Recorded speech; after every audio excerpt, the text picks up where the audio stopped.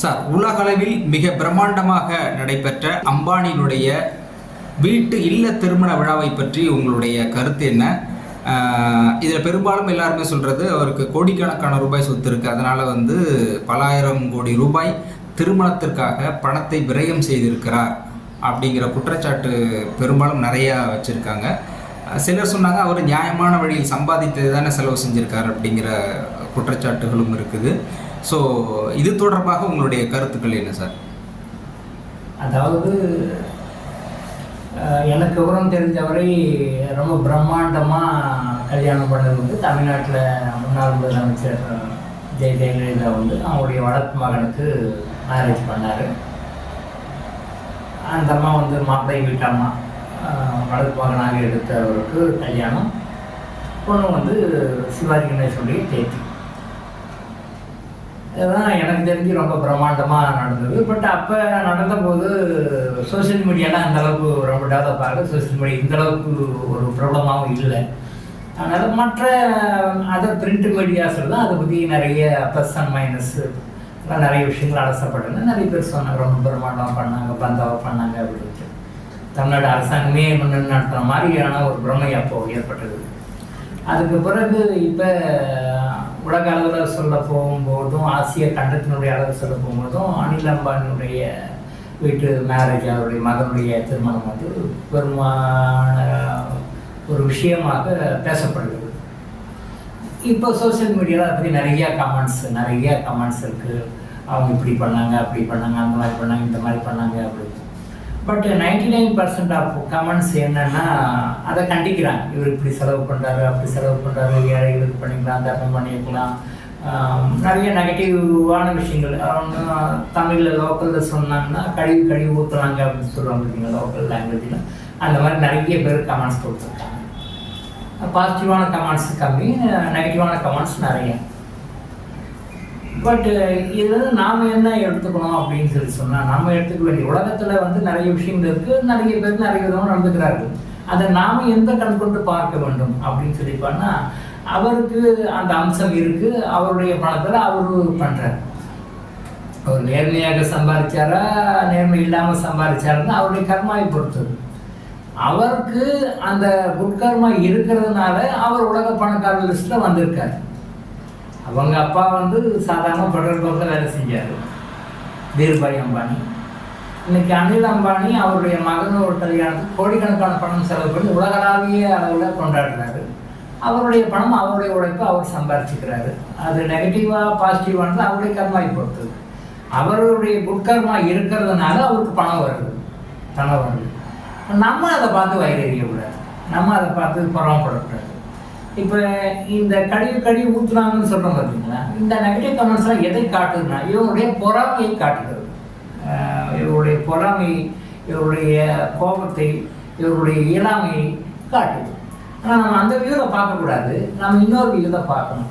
அவர் ஏதோ குட்கர்மா, நிறைய கர்மா பண்ணியிருக்காரு. அந்த குட்கர்மாவின் காரணமாக அவர் இந்த ஜென்மத்தில் அந்த வசதிகளை அனுபவிக்கும் அமைப்பில் அவர் இருந்திருக்கார். இந்த பிறவியில் ஒன்று நமக்கு கிடைக்குதுன்னா அது பூர்வ ஜென்மங்களை நம்ம பண்ணதுதான். இந்த ஜென்மத்தில் அவர் எப்படி அந்த பணத்தை, செல்வாக்கை வச்சுக்கிட்டு அவர் மக்களுக்கு என்ன பண்ணுறாரு, சமுதாயத்துக்கு என்ன பண்ணுறாரு, என்ன கர்மா, குட்கர்மா கிரியேட் பண்ணுறாருன்றதை பொறுத்து அவருடைய அடுத்த ஜென்மாரு இப்போ என்ன பண்ணுறாரோ அதை வச்சு தான் அடுத்தது. ஸோ போன ஜென்மத்தை பண்ணாரு, இந்த ஜென்மத்தில் அனுபவிக்கிறார். அதை நம்ம ப்ளஸ் பண்ணணும்.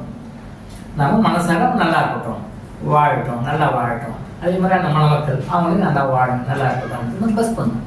தயவு செய்து உங்களுக்கு யாரையுமே உங்களை விட அதிகமாக உயர்ந்த நிலையில் இருப்பாங்க, ஐயோ அவன் கார் வாங்கிட்டான், ஐயோ பங்களா வாங்கிட்டான், அவனால பெருசு டெவலப் ஆகிட்டான் அப்படின்னு யாரை பார்த்து பொறாமப்படாது. அது இயல்பாக மனுஷனுக்கு இருக்கிற குணம் தான்.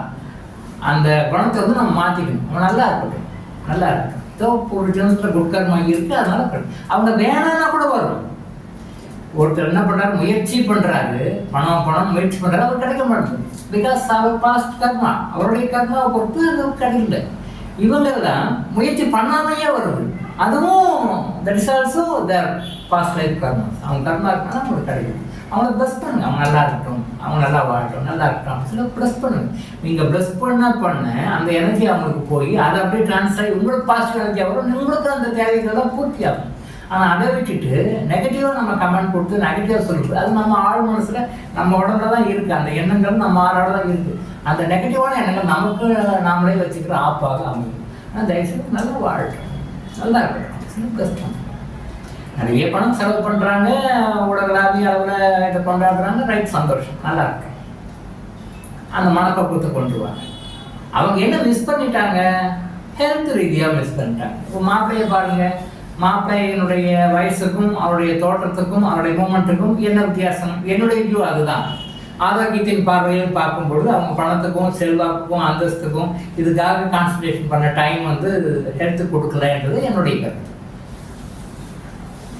இப்போ அவங்களால போகாத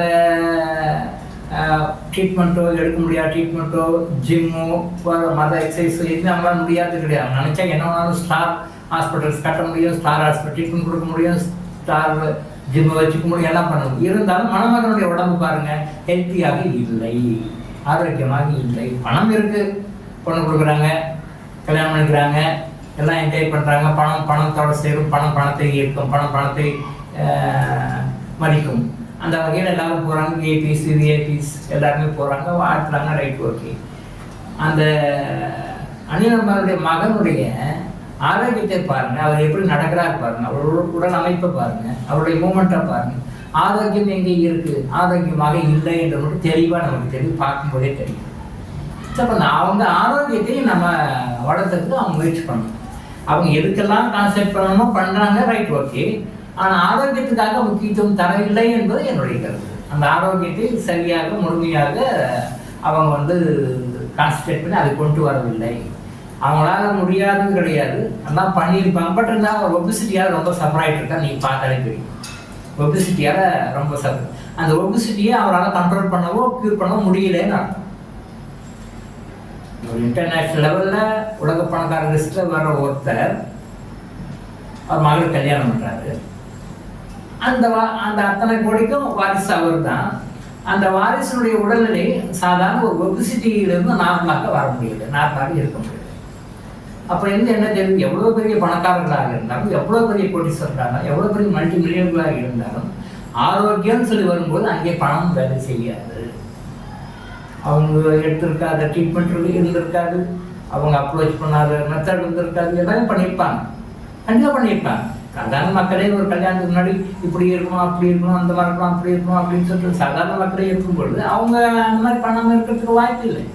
பட் என்ன பண்ணியும் அவருக்கு முழுமையான ஒரு அந்த வயசுக்கு தகுந்த ஒரு மாப்பிள்ளைக்கு உண்டான ஒரு உடலமைப்பு அவர்கிட்ட இல்லை. பார்க்கும்போது உங்களுக்கே தெரியும், டிவியில் மீடியாஸில் எல்லாத்தையும் பார்க்கும்போது உங்களுக்கே தெரியும், இல்லை. இருந்து நீங்கள் தெரிஞ்சுக்க வேண்டிய கருத்து, பணத்துக்கும் ஆரோக்கியத்துக்கும் முக்கியத்துவம் கொடுக்கணும். அவங்க பணத்துக்கு மட்டும் கொடுத்துருக்காங்க, ஆரோக்கியத்துக்கு கொடுக்கல. இந்த ஆரோக்கியம் இருந்தால் தான் அந்த பணத்தையே அனுபவிக்க முடியுன்ற கருத்தை நீங்கள் உள்வாங்கிக்கணும். இத்தனை கோடி பணம் இருந்தாலும் அந்த ஆரோக்கியம்னு இருந்தால் தான் அந்த பணத்தை என்ஜாய் பண்ண முடியும். இல்லைன்னா எவ்வளோ பெரிய பணக்காரன் இருந்தாலும் என்ஜாய் பண்ண முடியாது.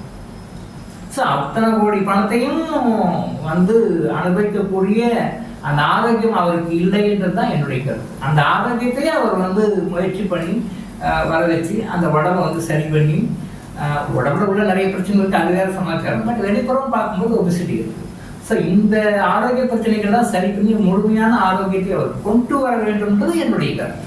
அவர் அந்த மாதிரி கொண்டு வந்தார்னா அத்தனை செல்வத்தினுடைய பலன் அவருக்கு முழுமையாக கிடைக்கும். ஸோ இங்கே நாம் சொல்ல வேண்டிய கருத்து, ஆரோக்கியத்துக்கு முக்கியத்துவம் கொடுங்கள்.